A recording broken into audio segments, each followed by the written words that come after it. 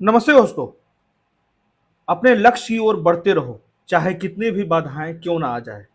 अब ज़्यादा वक्त बचा नहीं है यूपीएससी के पीटी के लिए, इसलिए बहुत ही सीरियसली अब बहुत ज़्यादा जो है मल्टीपल टाइम्स रिवाइज करने की आवश्यकता है।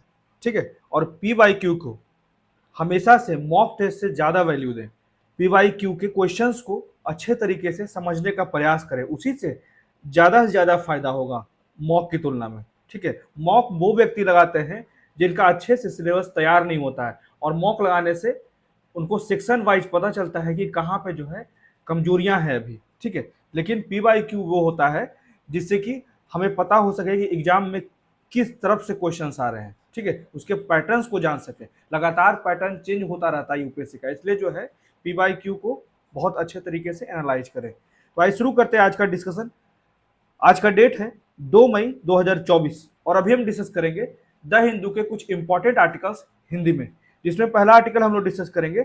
अभी हाल ही में देखा गया है कि इसरो के अध्ययन में चंद्रमा के ध्रुवीय गड्ढों में, ठीक है, मतलब कि पोलर क्रेटर में पानी की बर्फ की संभावना बढ़ने के प्रमाण मिले हैं। ठीक है, ये एक बहुत ही बड़ी उपलब्धि है इसरो के द्वारा। तो यह अध्ययन जो है वो इसरो के अंतरिक्ष अनुप्रयोग केंद्र के वैज्ञानिकों द्वारा आईआईटी कानपुर, दक्षिणी कैलिफोर्निया विश्वविद्यालय, जेट प्रोपल्सन प्रयोगशाला और आईआईटी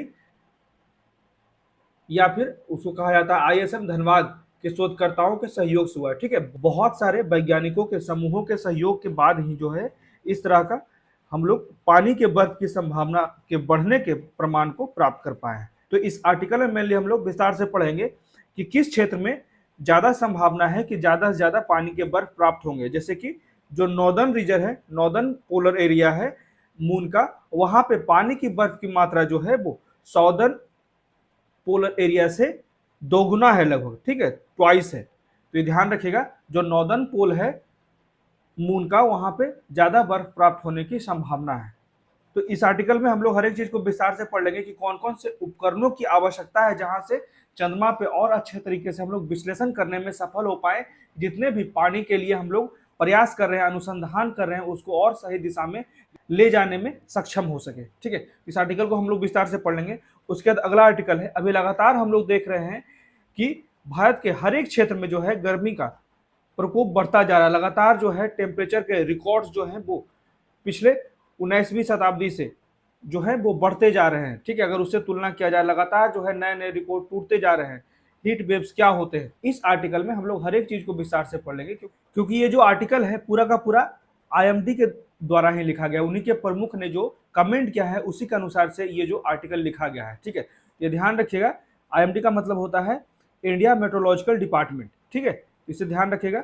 और क्यों जो है लगातार जो टेम्परेचर बढ़ता जा रहा है, हीट वेव का प्रकोप बढ़ता जा रहा है, इसके क्या कारण है। लगातार जो है अल्नीनो का प्रभाव देखने को मिलता है। ठीक है, उसके बाद इस आर्टिकल में मेनली हम लोग बारीकियों से देखेंगे कि हीट वेव होता क्या है। ठीक है, हीट वेव के लिए कौन कौन से मानदंड तैयार किए गए हैं आईएमडी के द्वारा, इंडिया मेट्रोलॉजिकल डिपार्टमेंट के द्वारा। ठीक है, उसके बाद फिर हम लोग देखेंगे कि जो लगातार हीट वेव के प्रकोप भारत में बढ़ते जा रहे हैं उसके क्या कारण है। ठीक है, और उससे कितने क्षेत्रों में जो है इसके प्रतिकूल प्रभाव देखने को मिलते हैं, हर एक चीज को जो है हम लोग इस आर्टिकल में डिस्कस कर लेंगे। उसके बाद अगला आर्टिकल जो है फिशिंग हमले, ये ध्यान रखिएगा, इसका स्पेलिंग जरूर ध्यान रखिएगा। फिशिंग अटैक्स ये एक साइबर अटैक है। ठीक है, जहां कर्मचारी अक्सर वैध स्रोतों से, ये ध्यान रखिएगा, वैध स्रोतों से आने वाले दुर्भावनापूर्ण लिंक या फिर अटैचमेंट पर क्लिक करते हैं, जिससे अक्सर बहुत ज़्यादा जो है फाइनेंशियल हानि होती है, गंभीर रूप से वित्तीय नुकसान होते हैं।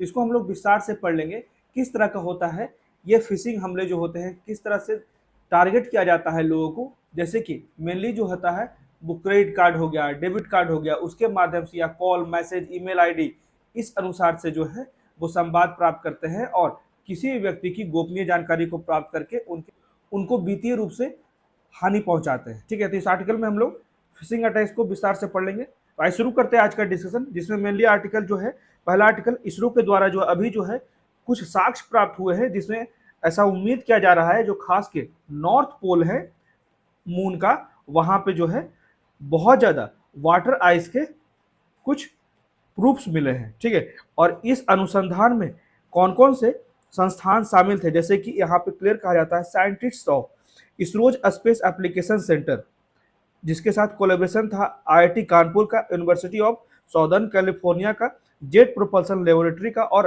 आईआईटी या फिर आईएसएम धनबाद का।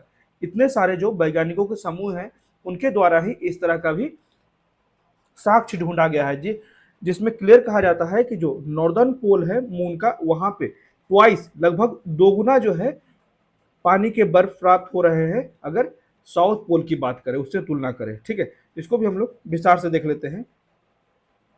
तो इस अध्ययन से पता चला है कि पिछले कुछ किलोमीटर में उप सतह बर्फ की मात्रा दोनों ध्रुवों की सतह पर मौजूद बर्फ की मात्रा से लगभग 5 से 8 गुना अधिक है। ऐसे में बर्फ का नमूना लेने या खुदाई करने के लिए चंद्रमा पर ड्रिलिंग भविष्य के मिशनों और दीर्घकालिक मानव उपस्थिति के लिए मौलिक होगी। ठीक है, अगर पानी का स्रोत मिल जाता है चंद्रमा पर तो मानव के निवास के लिए जो है ये बहुत ही बेहतर साक्ष्य हो सकते हैं। इसी के अलावा इस अध्ययन में पाया गया है कि जो उत्तरी ध्रुवीय क्षेत्र है उसमें पानी की बर्फ की मात्रा दक्षिणी ध्रुवीय क्षेत्र की तुलना में बहुत ही अधिक है। ठीक है, इससे वहां पे खोजने में भी आसानी होगा। अगर कोई भी हम लोग ड्रिलिंग मशीन भी भेजते हैं, ठीक है, तो वहां पे सही तरीके से समीक्षा करने में हमें आसानी होगी, अनुसंधान करने में आसानी होगी। वहां के जो सरफेस होते हैं, मिट्टी होती है, उसको सही तरीके से जांचने में हमें सुविधा प्राप्त होगी। जहां तक इस बर्फ की उत्पत्ति का सवाल है, अध्ययन इस परिकल्पना की पुष्टि करता है कि चंद्र ध्रुवों में उप सतह जल बर्फ का प्राथमिक स्रोत, ये ध्यान रखिएगा, ये जो जल सतह बना हुआ है चंद्रमा के ऊपरी सतह पे, ठीक है, जो प्राथमिक स्रोत बताया जा रहा है जल का, तो ये जो है स्रोत इम्ब्रियन काल में ज्वालामुखी के दौरान गैस बन रहा है, कि ये जो ज्वालामुखी फटा था इम्ब्रियन काल में, उसी के कारण जो है यहाँ पे जल के कुछ साक्ष्य प्राप्त हो रहे हैं। तो अनुसंधान टीम ने चंद्रमा पर पानी की बर्फ की उत्पत्ति और वितरण को समझने के लिए नासा के रोबोटिक्स अंतरिक्ष यान लूनर रिकॉनिसेंस ऑर्बिटर पर रडार, लेजर, इतने सारे सामान भेजने की आवश्यकता है यहाँ पे। ठीक है, तब जाकर सही तरीके से हम लोग चंद्रमा के सतह को समीक्षा कर पाएंगे, अनुसंधान कर पाएंगे। ठीक है, जैसे कि laser, opticals, neutron spectrometer, ultraviolet spectrometer और थर्मल रेडियोमीटर सहित 7 उपकरणों का उपयोग किया है। ठीक है, जो अनुसंधान टीम है इस तरह का पता लगाया है अभी चंद्रमा पर जो बर्फ के कुछ टुकड़े प्राप्त हुए हैं, उसके कुछ साक्ष्य प्राप्त हुए हैं। तो ये जो 7 उपकरण भेजे गए थे उसी के अनुसार से जो है अभी प्राप्त हुआ है। तो यह परिणाम जो है स्पेस एप्लीकेशन सेंटर इसरो के पिछले अध्ययन का भी समर्थन करता है, जिसमें चंद्रयान 2 दोहरी आवृत्ति सिंथेटिक एपर्चर रडार उपकरणों से पॉलीरामेट्रिक रडार डेटा का उपयोग करते हुए कुछ ध्रुवीय क्रेटर में पानी की बर्फ की उपस्थिति की संभावना की ओर इशारा की थी। ठीक है, जो यहाँ पे चंद्रयान 2 से भी कुछ पता चला था उसको भी समर्थन किया जाता है एसएससी के द्वारा। ठीक है, स्पेस एप्लीकेशन सेंटर के द्वारा। तो यह अध्ययन जो है चंद्रमा पर इसरो की भविष्य की इन सिटू अस्थिर अन्वेषण योजनाओं का समर्थन करने के लिए भी महत्वपूर्ण है। ठीक है, अब बढ़ते हैं अगले आर्टिकल की तरफ। इसमें सिंपली कहा जाता है लगातार जो हम लोग देख रहे हैं कि टेम्परेचर बढ़ रहा है, लगातार जो है पूरे भारत में ही हीट की समस्या बढ़ती जा रही है, हीट वेव की लगातार जो है समस्या बढ़ती जा रही है, लगातार जो है टेम्परेचर जो बढ़ता जा रहा है वो पुराने रिकॉर्ड तोड़ता ही जा रहा है। जैसे कि अभी ही जो अप्रैल का महीना था वो सबसे ज्यादा गर्म महीना के रूप में जो है चिन्हित किया गया, उसी के बारे में हम लोग विस्तार से पढ़ लेते हैं। और ये जो पूरा का पूरा आर्टिकल है इसमें क्लियरली जितने सारे जो कॉन्फ्रेंस किए गए हैं इंडिया मेट्रोलॉजिकल डिपार्टमेंट का, उसमें ही ये बातें बताई गई है, उसी के आधार पर जो है आर्टिकल लिखा गया है। ठीक है, ये ध्यान रखिएगा। तो आईएमडी प्रमुख ने 1 मई को कहा कि मई में देश के अधिकांश हिस्सों में अधिकतम तापमान सामान्य से अधिक रहने की संभावना है और उत्तरी मैदानी इलाकों, मध्य क्षेत्र और प्रायद्वीपीय भारत के आसपास के इलाकों में काफी अधिक लू चलने की संभावना है। अप्रैल में पूर्वी भारत, उत्तर पूर्वी और दक्षिणी प्रायद्वीपीय भारत के कई हिस्सों में लू के लंबे और तीव्र दौर ने झुलसाया, जिसके कारण सरकारी एजेंसियों और कुछ राज्यों ने स्कूलों में व्यक्तिगत कक्षाओं को निलंबित करने के लिए जो है स्वास्थ्य चेतावनियां भी जारी की। ठीक है, तो आईएमडी के आंकड़ों से पता चलता है कि इस साल अप्रैल में गर्मी की लहरें 2023 की तुलना में कहीं अधिक खराब थी, जो अब तक का सबसे गर्म साल माना जा रहा है। ठीक है, ये ध्यान रखिएगा। देख सकते हैं इस फिगर में, जहां साउथ इंडिया की बात करें तो वहां पे भी लगातार टेम्परेचर बढ़ता जा रहा है। बेंगलोर हो गया, केरला हो गया, ठीक है, ये सारे क्षेत्र में जो है लगातार टेम्परेचर बढ़ता जा रहा है। वहीं अगर ईस्टर्न इंडिया का बात करें तो कोलकाता में भी लगातार टेम्परेचर बढ़ता जा रहा है। ठीक है, अभी कुछ ईस्ट के ही कुछ क्षेत्र हैं, जैसे उड़ीसा हो गया, यहाँ पे भी लगातार 47 डिग्री पहुंच गया है कलकाई कुंडा में, बंगाल में, ठीक है। तो इतना ज़्यादा तेजी से तापमान बढ़ता जा रहा है।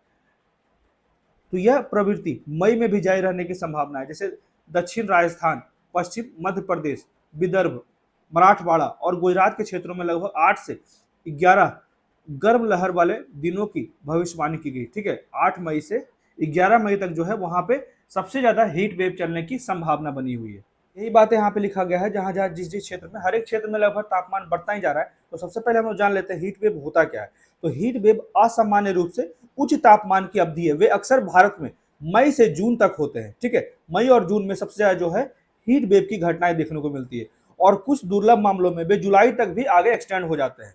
तो भारत मौसम विज्ञान विभाग IMD जो है वो गर्मी की लहरों को वर्गीकृत करने के लिए देश को विभिन्न तापमान क्षेत्रों में विभाजित करता है। IMD के अनुसार 1981 और 1990 के बीच भारत में 413 हीट वेव दिन थे, जबकि 2011 और 2020 के बीच लगभग 600 दिन जो थे वो हीट वेव थे।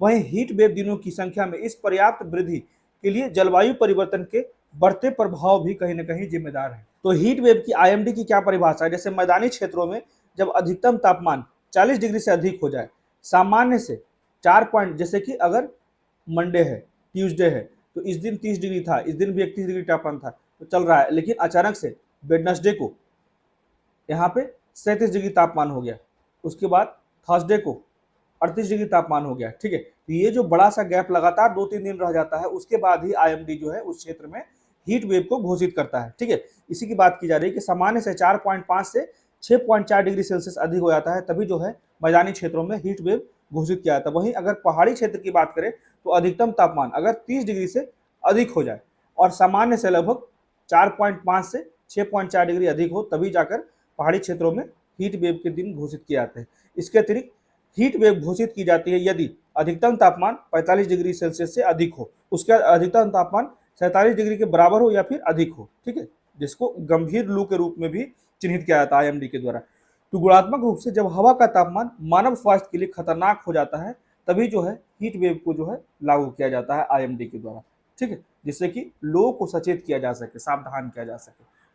तो हीट वेव घोषित करने के मानदंड क्या है? जब किसी स्टेशन का अधिकतम, किसी क्षेत्र का अधिकतम तापमान मैदानी क्षेत्रों के लिए कम से कम 40 डिग्री सेल्सियस और पहाड़ी क्षेत्रों के लिए कम से कम 30 डिग्री तक पहुंचता है, तो इसे हीट वेव कहा जाता है। हीट वेव की स्थिति को स्टेशन के सामान्य अधिकतम तापमान से 5 से 6 डिग्री सेल्सियस की वृद्धि के रूप में परिभाषित किया जाता है, जो 40 डिग्री सेल्सियस से कम या फिर उससे बराबर हो। इसके अलावा गंभीर गर्मी की लहर की स्थिति को औसत से 7 डिग्री सेल्सियस या उससे अधिक, ठीक है, यहाँ पे गंभीर गर्मी की बात की गई है, यह ध्यान रखेगा, तो 60 डिग्री होनी चाहिए वृद्धि, और उससे अधिक तापमान वृद्धि होती है तब गंभीर गर्मी को परिभाषित किया जाता है। हीट वेव की स्थिति को किसी भी स्टेशन पर सामान्य तापमान से लगभग 4 से 5 डिग्री सेल्सियस की वृद्धि के रूप में परिभाषित किया जाता है, जब अधिकतम औसतन तापमान 40 डिग्री सेल्सियस से अधिक हो जाता है। इसके अलावा गंभीर ताप लहर जो हीट वेव की स्थिति को 6 डिग्री सेल्सियस या इससे अधिक की वृद्धि के रूप में भी परिभाषित किया जाता है। तो ये ध्यान रखिएगा, अगर इस तरह के क्वेश्चन आ जाते हैं हीट वेव से लगातार, क्योंकि लगातार जो है तापमान हमारा बढ़ता ही जा रहा है, ये कुछ मानदंड जो है वो IMD के द्वारा निर्धारित किए गए हैं। इसे ध्यान रखिएगा कि हीट वेव को कैसे निर्धारित किया जाता है, गंभीर गर्मी को कैसे निर्धारित किया जाता है, गंभीर लू को कैसे निर्धारित किया जाता है। ये सारी चीजें ध्यान रखिए, जिससे कि मेंस में आंसर राइटिंग में आसानी हो सके। इसी में आगे कहा जाता है, इसके अलावा यदि वास्तविक उच्चतम तापमान सामान्य अधिकतम तापमान की परवाह किए बिना लगभग 45 डिग्री सेल्सियस या इससे अधिक रहता है तो लू की घोषणा हो जाती है, ठीक है। 45 डिग्री से अधिक पर ही लू की घोषणा की जाती है। तो राष्ट्रीय आपदा प्रबंधन प्राधिकरण ने गर्मी की लहरों के प्रभाव को कम करने के लिए महत्वपूर्ण राष्ट्रीय स्तर की पहल विकसित करने में मदद करने के लिए 2016 में संपूर्ण दिशा निर्देश प्रकाशित किया था, ठीक है। तो गर्मी की लहरों के कारण क्या है? जब उच्च वायुमंडलीय दाब, ठीक है, हाई प्रेशर, तो गर्म हवा नीचे की ओर धकेलती है और जमीन के करीब फंस जाती है, जिसके परिणाम स्वरूप गर्मी की लहरें पैदा होती है। इस उच्च दाब प्रणाली की बदौलत ही गर्म हवा को ऊपर उठने से रोकती है, ठीक है, जो एक तले की तरह काम करती है, मतलब कि उसे दबा के रखती है, फ्लोर की तरह कार्य करती है। उसी के परिणाम स्वरूप वर्षा नहीं हो पाती है और हवा का तापमान बढ़ जाता है। वहीं शहरी तापद्वीप प्रभाव के कारण जो है परिवेश का तापमान वास्तविक तापमान से 3 से 4 डिग्री सेल्सियस अधिक गर्म महसूस हो जाता है। चूंकि पिछली शताब्दी की तुलना में वैश्विक तापमान में औसतन देख सकते हैं कि अगर पिछली शताब्दी की बात करें और अभी उससे लगभग औसतन 0.8 डिग्री तापमान बढ़ चुका है, इसलिए अधिक गर्मी की लहरों की आशंका थी। ठीक है, और रात में भी तापमान बढ़ रहा है। तो वैश्विक स्तर पर जलवायु परिवर्तन के परिणाम स्वरूप लंबे समय तक चलने वाली और अधिक शक्तिशाली गर्मी की लहरें आम हो रही है। मध्य से उच्च ताप वाले क्षेत्रों में उच्च अल्ट्रावायलेट रेडिएशन की तीव्रता भी बढ़ रही है। ठीक है, अत्यधिक गर्मी के तनाव और बड़े पैमाने पर ग्रामीण आबादी के संयोजन के कारण जो है भारत गर्म लहरों के प्रति संवेदनशील हो रहा है। अब देख लेते हैं कि गर्मी की लहरों के दिनों में वृद्धि के कारण क्या है। तो जलवायु परिवर्तन सबसे मुख्य कारण है। ठीक है, पीएलओएस क्लाइमेट अप्रैल 2023, पीएलओएस का मतलब होता है पब्लिक लाइब्रेरी ऑफ साइंस। अप्रैल 2023 में एक अध्ययन से पता चला है कि विश्व स्तर पर हीट वेव अधिक लगातार तीव्र और घातक होती जा रही है। ठीक है, तो ये ध्यान रखिएगा किसकी रिपोर्ट है, तो पीएलओएस क्लाइमेट की रिपोर्ट है। जलवायु परिवर्तन के कारण भारत का लगभग 90% से अधिक हिस्सा जो है असामान्य तापमान से प्रभावित हो सकता है। बढ़ती गर्मी की लहरों के गंभीर परिणाम देखने को मिलते हैं, जैसे आजीविका चली जाती है। बहुत से मजदूर जो है वो इतने गर्मी में कार्य नहीं कर पाते हैं, रिक्शा वाला रिक्शा नहीं चला पाता है, ठेला वाला ठेला नहीं चला पाता है। ठीक है, या फिर बीमार पड़ जाते हैं। उसके बाद खाद्य उत्पादन में कमी हो जाती है, लगातार सुखाड़ आ जाता है, लगातार सुखाड़ की समस्या उत्पन्न हो जाती है, जिससे कृषि पर भी प्रतिकूल प्रभाव पड़ता है। विभिन्न प्रकार के रोग उत्पन्न हो जाते हैं, मच्छर की स्थितियाँ उत्पन्न हो जाती है, चाहे वो H5N1 की समस्या उत्पन्न हो जाती है। ठीक है, या फिर बर्ड फ्लू की समस्या उत्पन्न हो जाती है। ये ज़्यादातर जो है तापमान बढ़ने से ही होती है। WHO के अनुसार जो है मानव स्वास्थ्य गर्मी तनाव से मृत्यु भी हो जाती है। ठीक है, हीट वेव के कारण बहुत बार मृत्यु हो जाती है। उसके बाद अल नीनो उच्च तापमान, यह ध्यान रखिएगा, अल नीनो हो गया उच्च तापमान और गर्मी की लहरों की घटना में वृद्धि में जो है योगदान देता है अल नीनो। अभी वर्तमान समय में अल नीनो का प्रभाव बहुत ज़्यादा है। उम्मीद किया जा रहा है कि आने वाले समय में जब बारिश आएगी हो सकता है कि अल नीनो का प्रभाव कुछ कम हो, जिससे कि भारत को सकारात्मक लाभ मिलेगा, जिससे कि लाइनों बढ़िया होगा तो भारत में बारिश भी अच्छी होगी। ठीक है, अब बढ़ते हैं अगले आर्टिकल की तरफ। इसमें मेनली जो कहा जाता है फिशिंग अटैक, ध्यान रखिएगा। ठीक है, ये एक प्रकार का साइबर अटैक है, इसे जरूर ध्यान रखिएगा। तो न्यू जर्सी स्थित साइबर सुरक्षा समाधान प्रदाता वेरिजॉन, इसी की रिपोर्ट आई है। वेरिजॉन बिजनेस की रिपोर्ट के अनुसार भारत फिशिंग हमलों से प्रभावित प्रमुख देशों में से एक है। ठीक है, सबसे ज्यादा जो है प्रभावित देशों में से भारत एक है, जहां कर्मचारी अक्सर वैध स्रोतों से आने वाले दुर्भावनापूर्ण लिंक या फिर अटैचमेंट पर क्लिक करते हैं, जिससे अक्सर गंभीर वित्तीय नुकसान होते हैं। हालांकि वेरिजॉन बिजनेस ने कहा है, जहां तक भारत का सवाल है, एक उम्मीद की किरण अभी भी है। ठीक है, क्योंकि रिपोर्टिंग प्रथाओं में सुधार हुआ है और 20% उपयोगकर्ता अब सिमुलेशन परीक्षण के दौरान फिशिंग की पहचान करते हैं और रिपोर्ट करते हैं। ठीक है, इससे भी जो है इस तरह के फिशिंग जैसे कार्य, फिशिंग स्कैम जैसे कार्य को रोकने में आसानी होती है। इसमें कहा जाता है कि यह केवल पहला कदम था, क्योंकि उद्यम बहुआयामी दृष्टिकोण अपनाकर साइबर सुरक्षा में मानवीय त्रुटि को काफी कम कर सकते हैं। तो कंपनी ने अपनी 2024 के डेटा उल्लंघन जांच रिपोर्ट में यह भी कहा है कि जासूसी हमले भारत सहित एपीएसी मतलब कि एशिया पैसिफिक रीजन, ठीक है, इसी को कहा जाता है एपीएसी, के साइबर सुरक्षा परिदृश्य पर हावी है। ठीक है, जासूसी हमले जो हैं वो भारत सहित जितने भी एशिया पैसिफिक क्षेत्र है वहां पे साइबर सुरक्षा ज्यादा हावी है। लगभग 25% एपीएसी साइबर हमले जासूसी से प्रेरित है, जो यूरोप और उत्तरी अमेरिका में क्रमशः 6%।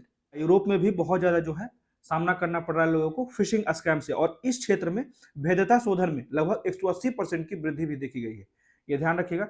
तो फिशिंग क्या होता है, इसको अच्छे तरीके से देख लेते हैं। तो फिशिंग हमले धोखाधड़ी वाले संचार भेजने की प्रथा है। ठीक है, विभिन्न प्रकार के मैसेज हो गया, एसएमएस हो गया, ईमेल हो गया। ठीक है, तो संचार भेजने की प्रथा है जो किसी प्रतिष्ठित स्रोत से आते हैं। ठीक है, चाहे वो बैंक से आ रहे हैं, ठीक है, या फिर आपने कहीं भी इंश्योरेंस लिया है वहां से आ रहे हैं। ठीक है, तो ये सारे जो स्रोत जो होते हैं इस प्रतिष्ठित स्रोत से आते हैं।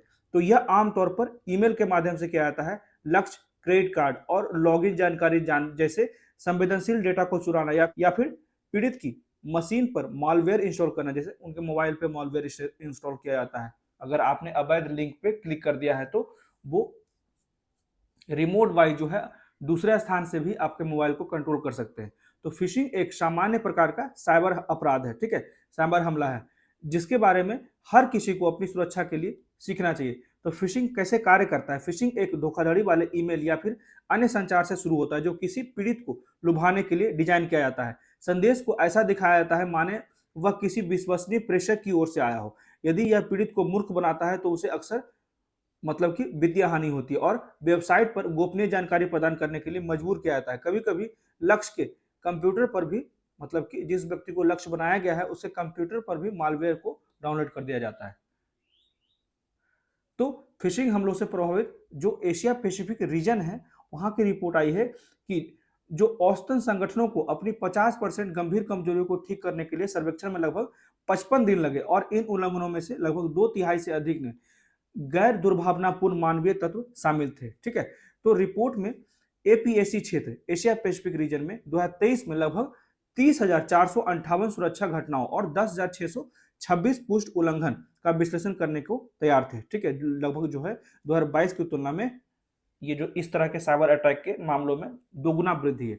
तो सिस्टम घुसपैठ, सोशल इंजीनियरिंग और बुनियादी वेब एप्लीकेशन हमले जो है एशिया पैसिफिक में 95% उल्लंघनों का प्रतिनिधित्व करता है और अध्ययन के अनुसार समझौता किए गए डेटा के सबसे आम प्रकार जो है वो क्रेडेंशियस आंतरिक जो है वो 37% और रहस्यमय जो है वो लगभग 24%। तो ये कुछ चीजें ध्यान रखिएगा। ठीक है, मेनली जो है फिशिंग अटैक जरूर याद रखिएगा क्योंकि एग्जाम आने वाला है, इस तरह के सवाल आ सकते हैं। अब देख लेते हैं कुछ महत्वपूर्ण क्वेश्चन जो कि करेंट अफेयर से रिलेटेड है। हम लोगों ने कल ही पढ़ा था स्ट्रीट वेंडिंग से संबंधित एक आर्टिकल देखा था। अगर जिसने नहीं देखा है वो कल का मेरा जो द हिंदू का एडिटोरियल वीडियो होता है उसे आप जरूर जाकर देखें। ठीक है, इसमें पहला क्वेश्चन है स्ट्रीट वेंडर्स आजीविका का संरक्षण और स्ट्रीट वेंडिंग का विनियमन अधिनियम 2014 के संबंध में निम्नलिखित कथनों पर विचार करें।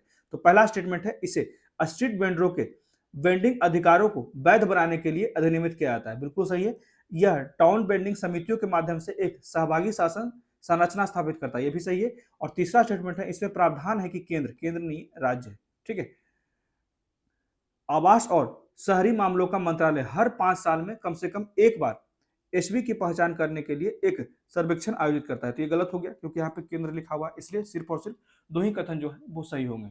ये जो स्ट्रीट वेंडिंग का अधिनियम जो है 2014, इसमें प्रावधान है कि राज्य या यूएलबी हर 5 साल में कम से कम एक बार एचबी की पहचान करने के लिए एक सर्वेक्षण आयोजित करेंगे, इसलिए जो है तीसरा कथन गलत है। ठीक है, और स्ट्रीट वेंडर प्रतिनिधियों को टीवीएस सदस्यों में 40% होना चाहिए जिसमें 33% महिला एचबी का उप प्रतिनिधित्व होना चाहिए। ठीक है, जिसने नहीं देखा है उसे जाकर कल का वीडियो देखना चाहिए जिसमें मैंने विस्तार से बताया है स्ट्रीट वेंडर्स के पूरे एक्ट को। ठीक है, उसके बाद अगला क्वेश्चन है गोल्डमैन पर्यावरण पुरस्कार के संबंध में निम्नलिखित कथनों पर विचार करें। तो पहला स्टेटमेंट है यह प्राकृतिक पर्यावरण की रक्षा और संवर्धन के लिए निरंतर और महत्वपूर्ण प्रयासों के लिए व्यक्तियों को मान्यता देता है, अवसर बड़े व्यक्तिगत जोखिम पर भी है। ठीक है, तो दूसरा स्टेटमेंट है इसे ग्रीन नोबेल के नाम से भी जाना जाता है। तीसरा स्टेटमेंट है पहला गोल्डमैन पर्यावरण पुरस्कार समारोह ग्लोबल क्लाइमेट एक्शन समिट 2019 के दौरान हुआ, ये गलत है। ठीक है, तो सिर्फ और सिर्फ दो ही कथन जो है वो सही है। तो ध्यान रखिएगा कि पहला गोल्डमैन पर्यावरण पुरस्कार समारोह जो है वो 16 अप्रैल, ठीक है, 16 अप्रैल 1990 को हुआ था और यह जो है पृथ्वी दिवस के साथ मेल खाने का समय था, अतः तीसरा कथन जो है वो गलत है। उसके बाद अगला क्वेश्चन है, यह भी बहुत ही महत्वपूर्ण क्वेश्चन है, ज्वालामुखियों और उनसे संबंधित देशों के निम्नलिखित युगों पर विचार करें। तो पहला जो स्टेटमेंट है, ज्वालामुखी का नाम है फरगा डल्स फजान, किस देश में है यह जो ज्वालामुखी का नाम है। उसका दूसरा ज्वालामुखी का नाम है सिबलूच, तीसरा जो है सवानकाय, चौथा जो है ला कम्ब्रे। तो इसमें जो है कोई भी कथन सही नहीं है, सही तरीके से सम्मिलित नहीं है, क्योंकि फगरा डल्स फजाल जो है वो आइसलैंड में है और शिबलूच जो है वो रशिया में है। उसके बाद सवानकाय जो है वो पेरू में है और ला कम्ब्रे जो है वो इक्वाडोर में है। यह ध्यान रखिएगा, सभी जितने भी वोल्केनोज थे। ठीक है, उसके बाद अगला क्वेश्चन है बूथ कैप्चरिंग संबंधित, क्योंकि लगातार जो है अभी चुनाव का माहौल चल रहा है, भारत में लोकसभा का चुनाव चल रहा है, इसलिए बूथ कैप्चरिंग के संबंध में यह क्वेश्चन है कि बूथ कैप्चरिंग के संदर्भ में निम्नलिखित कथनों पर विचार करें। पहला स्टेटमेंट है किसी भी मतदाता को डराना या धमकाना और उसे मतदान केंद्र पर जाने से रोकना बूथ कैप्चरिंग का अपराध है। दूसरा जो स्टेटमेंट है बूथ कैप्चरिंग को भारत के किसी भी कानून में परिभाषित नहीं किया गया और इसके लिए दंड का कोई भी कानूनी प्रावधान नहीं है, ये गलत है। इसमें सिर्फ और सिर्फ एक ही कथन जो है वो सही हो जाएगा। ठीक है, पहला कथन जो है वो सही हो जाएगा, क्योंकि दूसरा जो कथन है, बूथ कैप्चरिंग आरपी एक्ट 1951 की धारा जो है 135A में परिभाषित किया गया है। ठीक है, इसे ध्यान रखिएगा। इसमें कम से कम 1 वर्ष की सजा होती है, जिसे आम लोगों के लिए 3 साल तक बढ़ाया जा सकता है, और कम से कम 3 साल की सजा हो सकती है, जिसे, ठीक है, अगर आम लोग है तो उसे 1 साल की सजा होती है और उसे 3 साल तक एक्सटेंड किया जा सकता है। वहीं अगर सरकारी अधिकारी है तो उसे 3 साल की सजा हो सकती है और वो 5 साल तक बढ़ाया जा सकता है। ठीक है, इसमें सजा के प्रावधान, इसलिए जो है दूसरा कथन गलत था। और पहला स्टेटमेंट जो है आरपीए एक्ट की धारा 135 में परिभाषित किया गया है कि बूथ कैप्चरिंग में किसी व्यक्ति या व्यक्तियों द्वारा निम्नलिखित सभी या कोई भी गतिविधियां शामिल होती है। किसी भी मतदान केंद्र पर कब्जा करना जिससे चुनाव का संचालन प्रभावित हो, किसी भी मतदान केंद्र पर कब्जा करना, केवल अपने या उनके समर्थकों को मतदान करने की अनुमति देना, किसी भी निर्वाचक को डराना या धमकाना और उसे मतदान केंद्र पर जाने से रोकना। ठीक है, इस तरह के जो कार्य किए जाते हैं तो बूथ कैप्चरिंग के संदर्भ में आते हैं, इसलिए जो है पहला कथन सही है। उसके बाद अगला क्वेश्चन है, हाल ही में अक्सर खबरों में देखा गया है मिशन ईशान। ठीक है, ये जो है मेनली एक राष्ट्र एक हवाई मार्ग का है, मतलब कि अभी भारत में जो है लगभग 4 जोन बने हुए हैं। ठीक है, एक दिल्ली, एक मुंबई, तीसरा जो है कोलकाता है, उसके चौथा जो है चेन्नई, और गुवाहाटी में भी जो है कुछ उप FIR बने हुए हैं। FIR का आता है फ्लाइट इंफॉर्मेशन रीजन। ठीक है, इसे ध्यान रखिएगा। तो ये मेनली जो है ईशान जो कार्यक्रम बनाया गया है, यह नागपुर में Indian single sky harmonise air traffic management के लिए बनाया जाए। इसका उद्देश्य जो है ऊपरी हवाई क्षेत्र लगभग 25,000 फीट से ऊपर में उड़ान भरने वाली घरेलू उड़ानों के लिए समन्वित स्थापित करता है, जिसे नागपुर में हवाई यातायात नियंत्रण, ठीक है, ATCO द्वारा नियंत्रित किया जाएगा। इसे हवाई यातायात संचालन को अधिक कुशल, सुरक्षित और निर्बाध बनाने की उम्मीद है, जिससे यह अधिक क्षमता को संभालने में सक्षम होगा। तो ध्यान रखिएगा, मिशन ईशान क्या है, एक राष्ट्र और एक हवाई क्षेत्र के रूप में। ठीक है, तो ये थे आज के द हिंदू के कुछ इंपॉर्टेंट आर्टिकल जो हमने डिस्कस किए, और कुछ महत्वपूर्ण क्वेश्चन जो कि करंट अफेयर से रिलेटेड थे। तो कैसा लगा डिस्कशन? प्लीज मेरे वीडियो को ज्यादा से ज्यादा लाइक कर दिए, शेयर कर दिए और मेरे चैनल को सब्सक्राइब कर दिए। Thank you.